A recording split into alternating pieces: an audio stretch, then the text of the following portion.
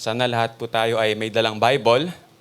Basahin natin ang Hebrews chapter 11 verses 1 to 3. Ang babasahin po natin ay tungkol sa kung ano ba ang pananampalataya at kung paano natin ito isasabuhay. Sabay-sabay natin basahin ang Hebrews chapter 11 verses 1 to 3. Pakinggan natin ang salita ng Panginoon. Now faith is the assurance of things hoped for, the conviction of things not seen. For by it the people of old received their commendation. By faith we understand that the universe was created by the word of God, so that what is seen was not made out of things that are visible. The grass withers, the flowers fade. Salamat po sa salita ng Diyos.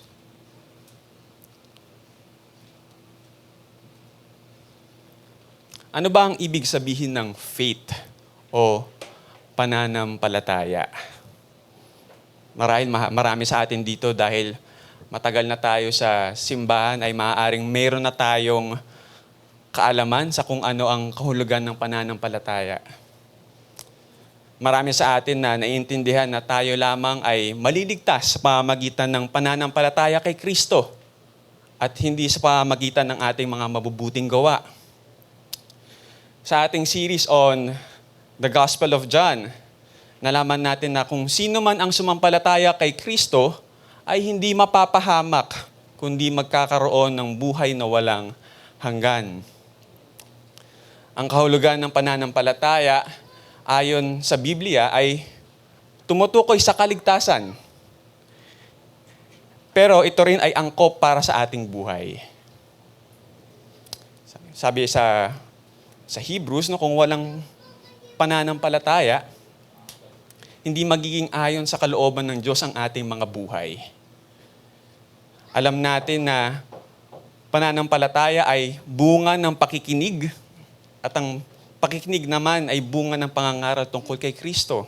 Makikita po natin ito sa turo ni Apostle Paul. Dapat tayo mamuhay ayon sa pananampalataya at hindi lang sa mga nakikita.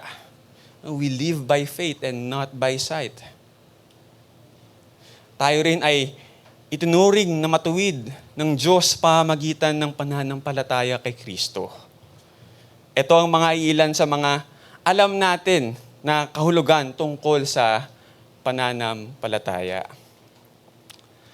Ngunit, marami pa tayo pwedeng matutunan tungkol sa pananampalataya. Tama po ba? Bilang Pilipino, naitanong na ba natin kung ano ba ang ibig sabihin ng pananampalataya? Bakit pananampalataya ang pagsalin sa salitang faith? Saan ba nanggaling o nagmula ang salita na ito?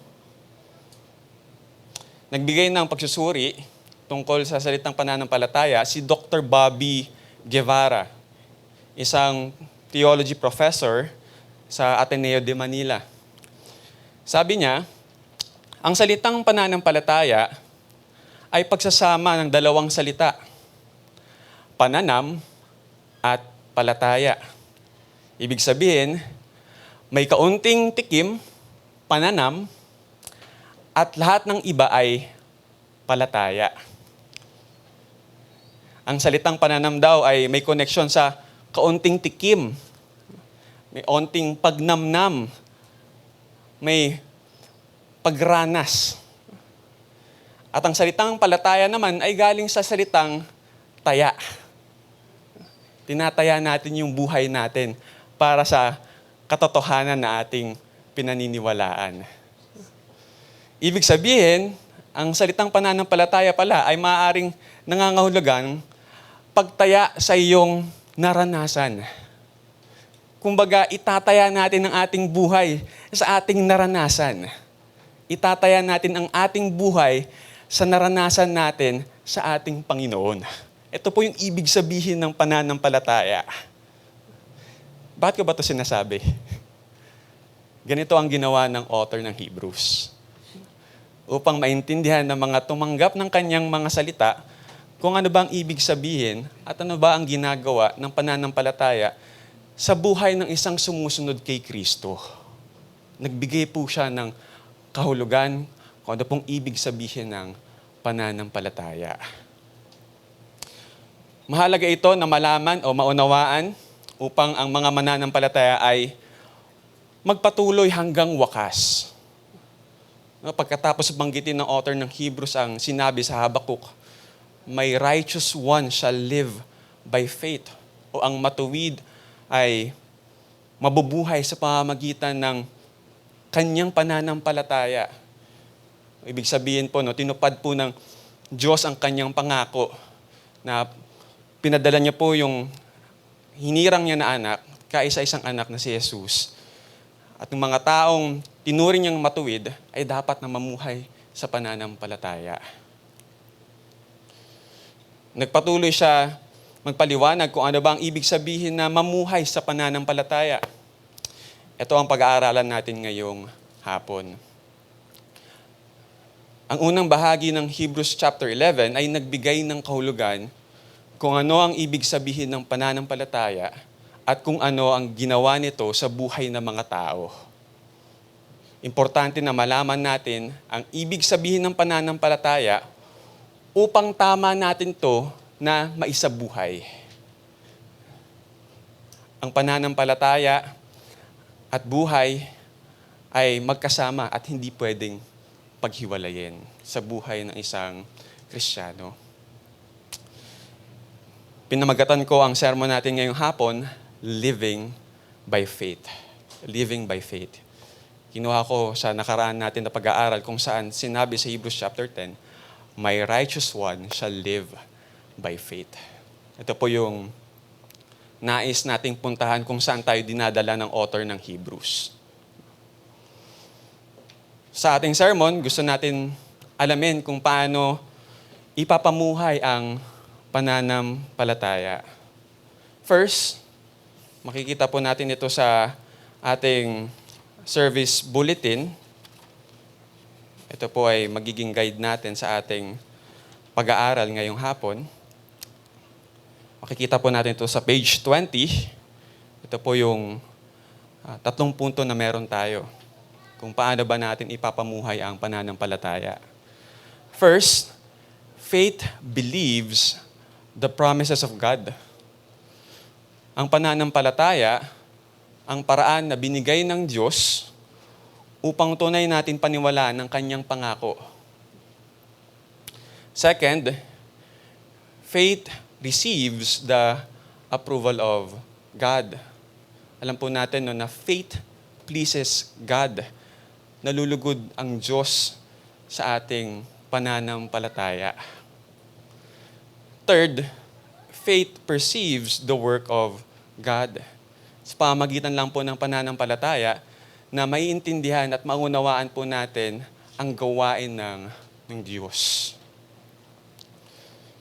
So this afternoon, the Word of God is teaching us, faith is the means by which we truly believe the promises of God, receive His approval, and perceive His work.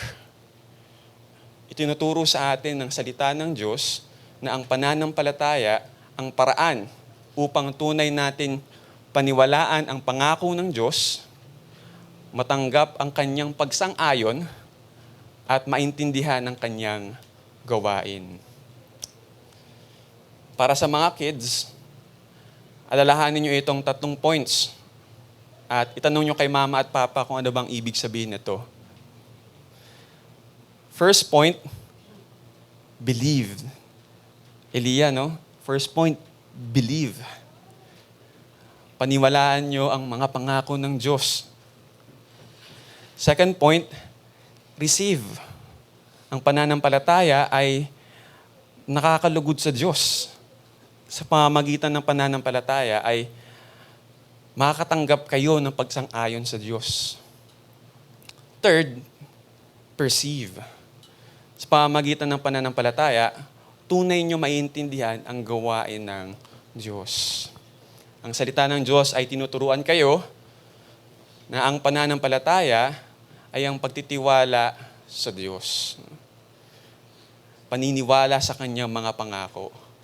at pag-intindi sa kanyang gawain.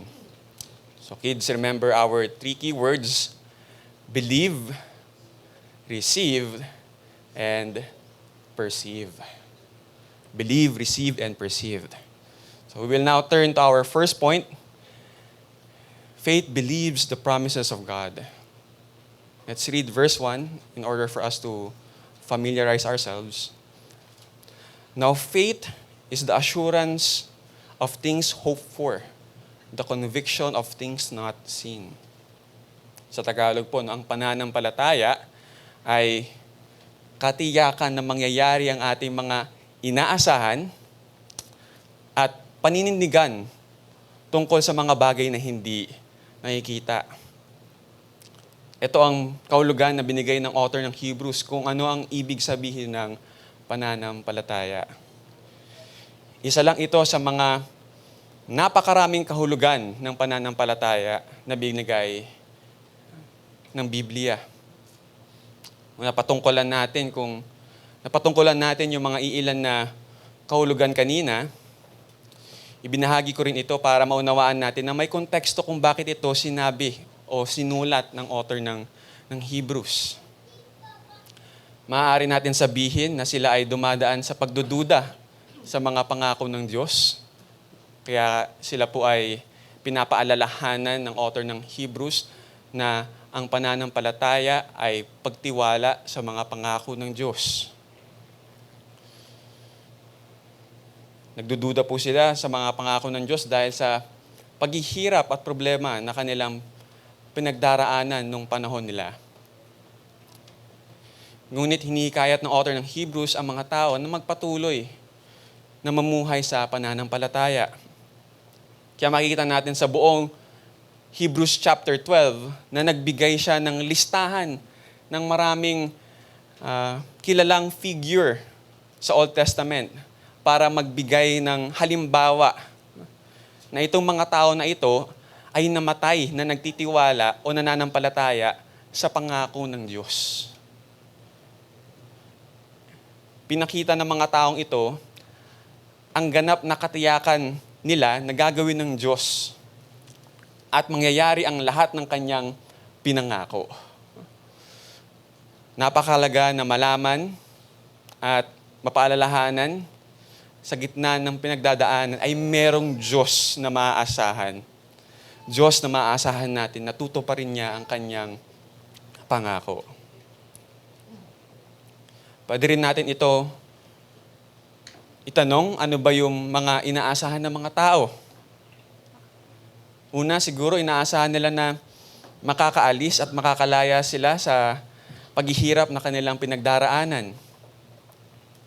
Pangalawa, siguro na panghihinaan sila ng loob sa kanilang pananampalataya. Nabasa nga natin nakaraan na sila ay pinapahirapan sa harap ng publiko. Ilan sa kanilang mga kasamahan ay nakulong dahil sa kanilang pananampalataya kay Kristo. Ilan sa kanila ay ninakawan ng ari-arian. Maraming pagsubok ang kanilang naranasan. Kaya ang higit na nagpapalakas ng loob sa kanila ay maalala nila na may katiyakan ang kanilang inaasahan at tunay sila makakasigurado na ito ay mangyayari sa pamamagitan ng pananampalataya. Hindi po ba isang kaginhawaan na malaman po natin sa gitna ng paghihirap na ang Diyos ay nariyan para sa atin at tutuparin niya ang kanyang pangako. Makikita natin ang gawain ng pananampalataya. Hindi ba gagawin natin ang lahat para sa ating pinaniniwalaan?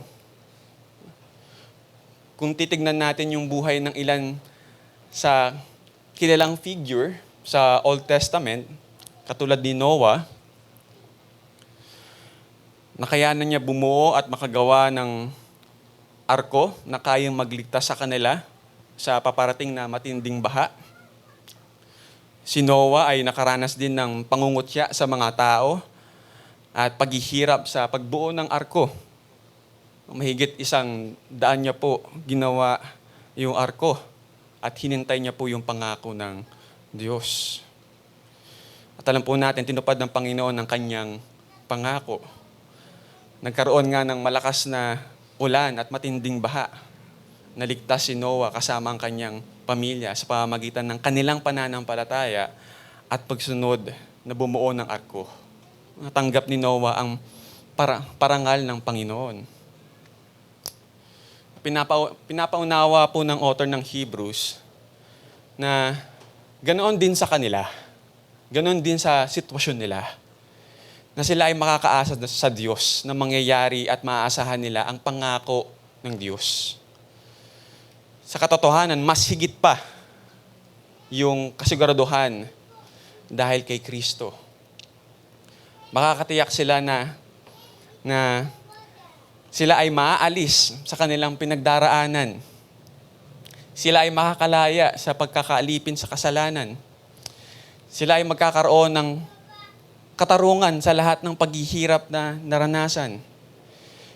Hindi man sa kasalukuyan o sa buhay na ito, pero makakaasa sila na ito ay maisasagawa sa pagbalik muli ng Panginoong Hesus.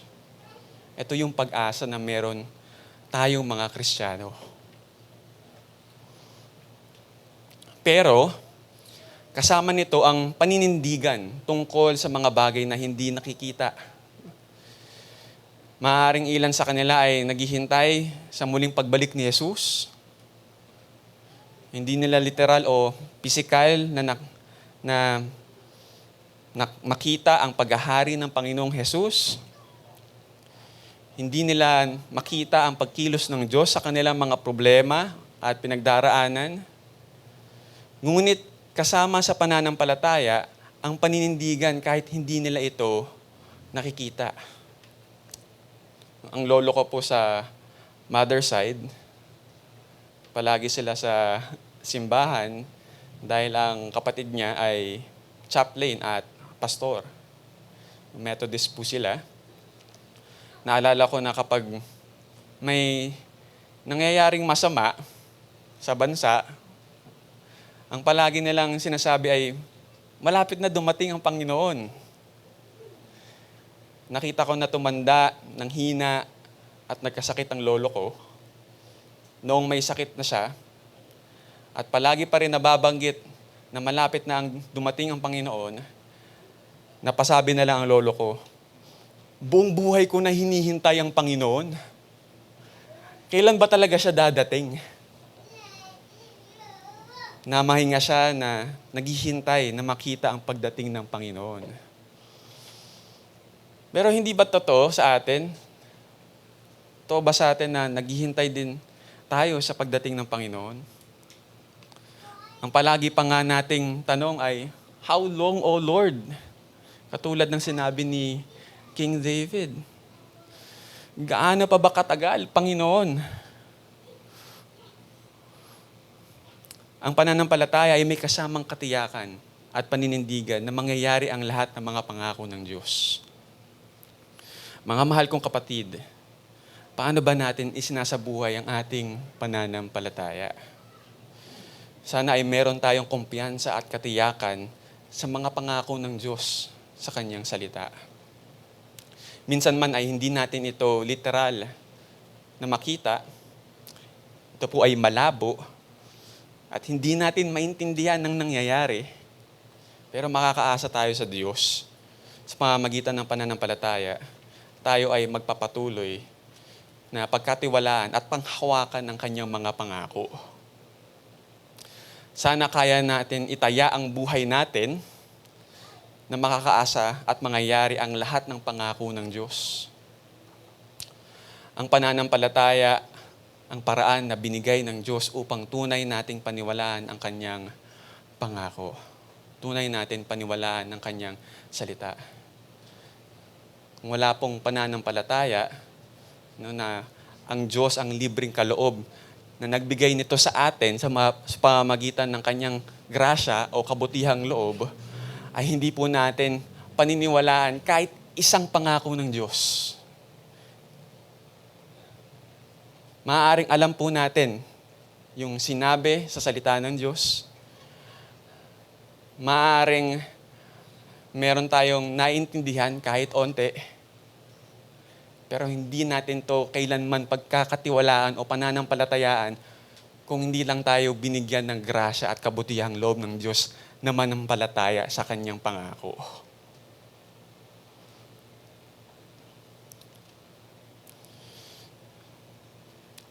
Sa pamamagitan din ng pananampalataya, tayo ay kalulugdan ng Diyos. Turning to our second point, faith receives the approval of God. Basahin po natin yung verse 2. For by it the people of old received their commendation. Ang pananampalataya ay nakakalugod sa Diyos. Walang ibang kapamaraanan upang malugod at sang-ayunan tayo ng Diyos, kundi sa pamamagitan lamang ng pananampalataya. Sabi rin sa Hebrews chapter 11, verse 6, and without faith, it is impossible to please Him. For whoever would draw near to God must believe that He exists and that He rewards those who seek Him. Hindi maaaring kalugdan ng Diyos ang walang pananampalataya sa Kanya. Sapagkat ang sinumang lumalapit sa Diyos ay dapat sumampalatayang may Diyos. At siya ang nagbibigay ng gantimpala sa mga humahanap sa Kanya. Dahil sa pananampalataya, nagmumula ang pagsunod at pamumuhay para sa Kanya. Gusto ko lang linawin na hindi nangangahulugang na ito ay malulugod ang Diyos sa pamamagitan ng pagiging perpekto. Hindi po yun yung sinasabi ng author ng Hebrews. Kundi isang pagtugon sa panawagan na sundin ang kalooban ng Diyos. Ito po yung sinasabi ng author ng Hebrews. At siguradong makakatanggap ng kanyang biyaya. May nagtanong din sa akin kung paano ba naligtas ang mga tao sa Old Testament. Makikita natin na consistent ang sagot ng author ng Hebrews na ito ay sa pamamagitan lamang ng pananampalataya sa pangako ng Diyos. Lahat ng ginawa nilang pagsunod, lahat ng ginawa nilang pag-alay sa pamamagitan ng pananampalataya ay binilang din sa kanila ng Panginoon. Sabi sa Hebrews chapter 9 verse 15, kaya nga si Kristo ang tagapamagitan ng bagong tipan. Sa pamamagitan ng kanyang kamatayan, ipinatawad ang paglabag ng mga tao noong sila'y nasa ilalim pa ng naunang tipan. Dahil dito, makakamtan ng mga tinawag ng Diyos ang walang hanggang pagpapala na kanyang ipinangako. Ang mga tao noon ay naghintay na mangyari ang pangako ng Diyos kung saan mayroon darating na magliligtas at maglilinis ng kanilang mga kasalanan. At ayun po yung kanilang pinagkatiwalaan at nilagay ang kanilang pananampalataya. Kaya po nila ginagawa yung pag-alay at pagsunod sa kautusan. Naniwala si Noah na magkakaroon ng baha nang walang ibang ebidensya maliban sa salita ng Diyos.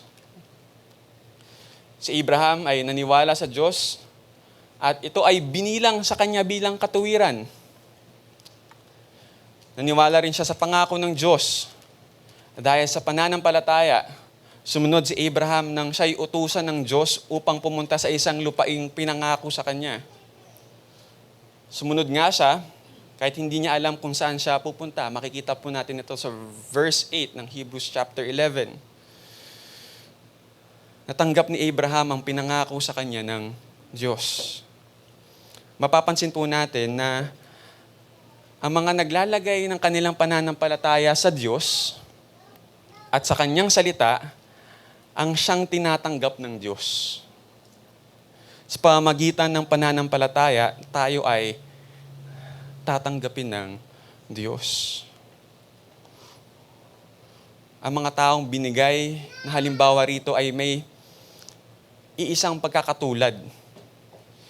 Iba-iba man ang kanilang personalidad, iba man ang kanilang mga pinagdaanan, iba man ang mga panahon, isa ang kanilang pagkakatulad. At ito ang kanilang pananampalataya. Alam din natin na mga tao na nabanggit rito ay mga hindi perpekto.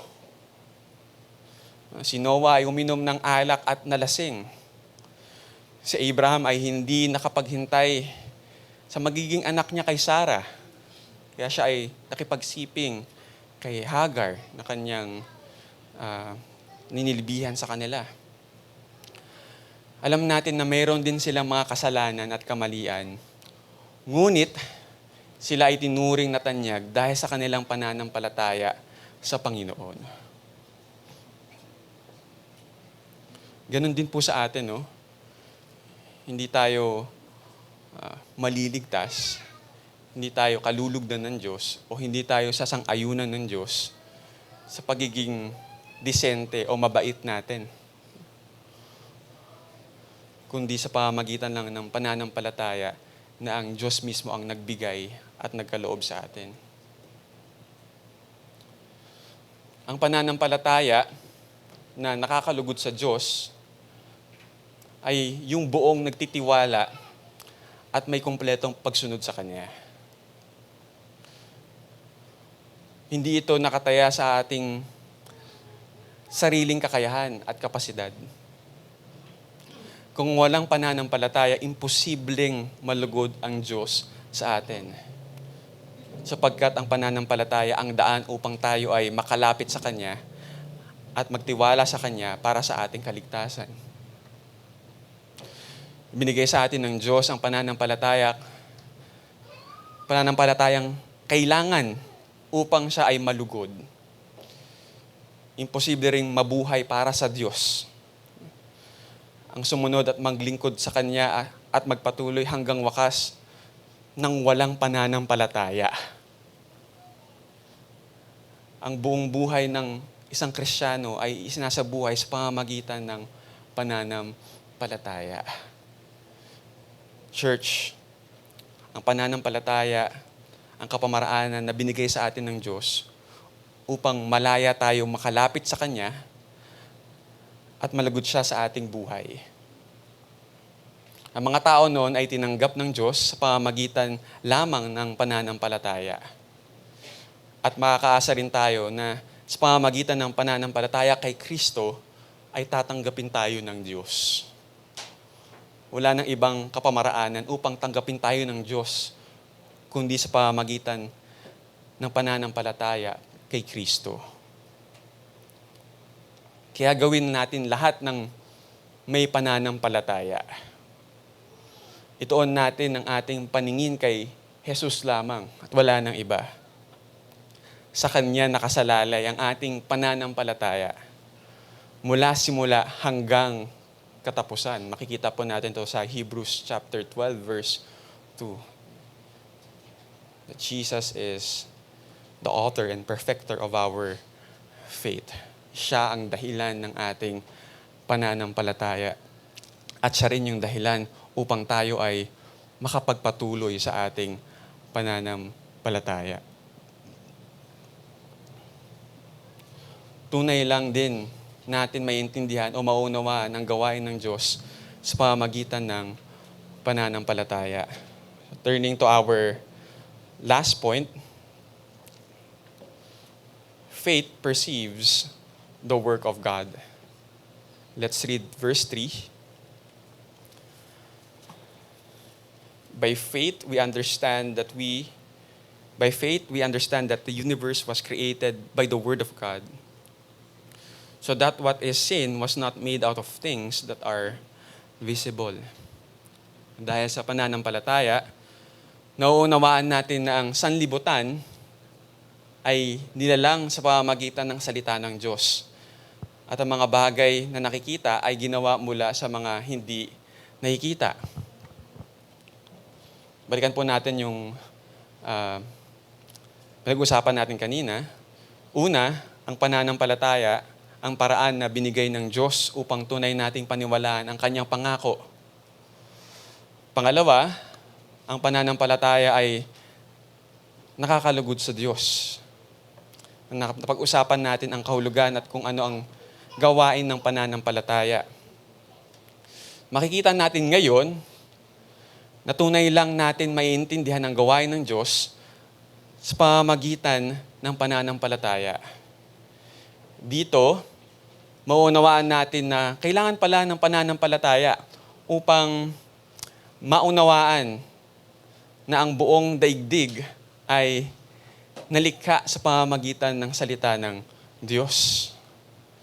Kinakailangan pala ng ganap na pagtitiwala para malaman natin na ang Diyos ang naglikha ng lahat. Hindi natin nakita ang paggawa o paglikha ng Diyos, pero alam natin ito sa pamamagitan ng pananampalataya.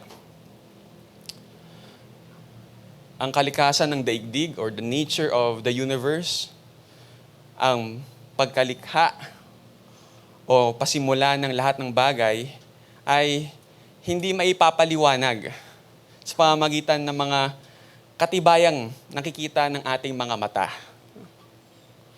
Kung walang pananampalataya, hindi natin maipapaliwanag maging ang mundong ating kinatatayuan.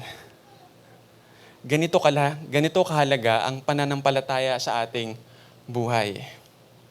Hindi natin maiintindihan ang anumang bagay dito sa mundo nang walang pananampalataya. Hindi natin mauunawaan ang mga nangyayari sa mundong ginagalawan natin. Magiging walang saysay ang mga paghihirap na pinagdaraanan natin. Magiging walang dahilan ng buhay na meron tayo kapag walang pananampalataya. Kaya napakahalaga na maintindihan natin ang katotohanan na ito sa pamamagitan ng pananampalataya sa salita ng Diyos.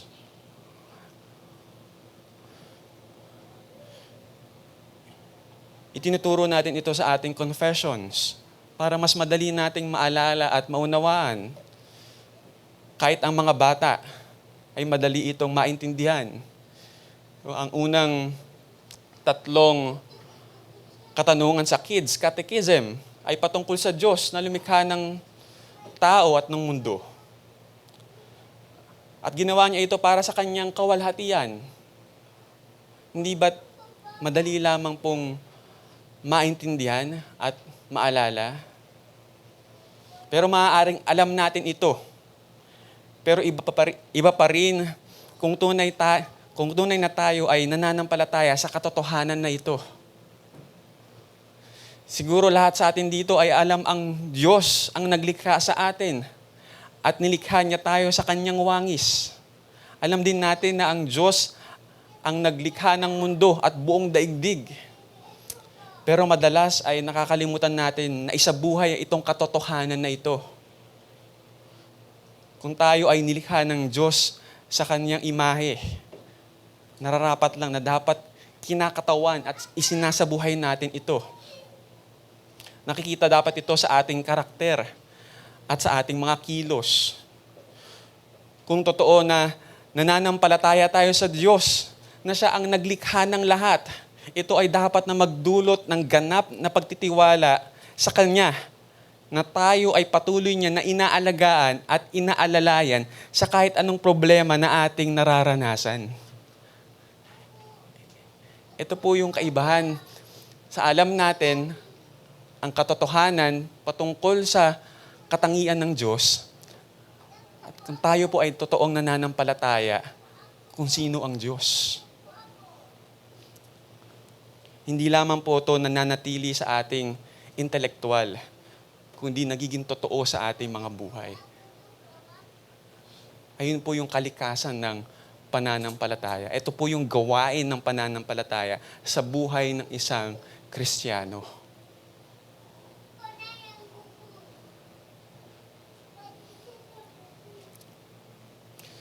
tunay lang natin maintindihan ang gawain ng Diyos sa pamamagitan ng pananampalataya at pagtitiwala sa Kanyang salita. Paano po tayo magtitiwala sa Kanyang salita kung hindi po natin ito inaalam at binabasa? Sa pamamagitan ng pananampalataya ay maiintindihan natin ang lahat ng bagay dito sa mundo. Dahil alam po natin na ang Diyos nga ang lumikha sa mundo na ito. Mauunawaan natin ang mundong ating ginagalawan. Dahil soberanya ang Diyos. Siya ang may hawak ng lahat. Siya ang nagpapahintulot ng lahat ng nangyayari dito sa mundo. Nangyayari sa ating bansa, nangyayari sa individual natin na buhay. Hindi po ito lingid sa kaalaman ng Diyos. Alam niya po ito lahat.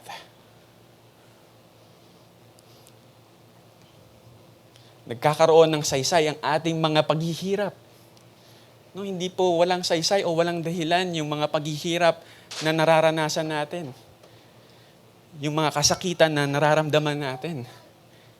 Hindi lang po ito para bigyan ka ng sakit o pahirapan ka.